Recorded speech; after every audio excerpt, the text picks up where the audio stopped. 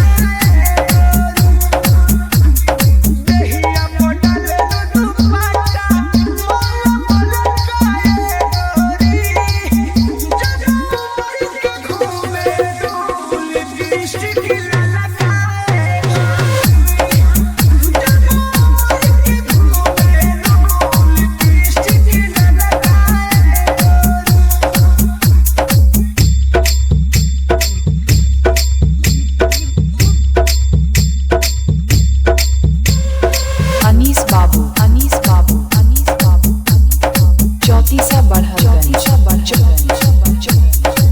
सीना से सोटे के लेके पलटे के मन बड़ी करेला करना माना हो हई दीवाना हो तोहरे पवारेला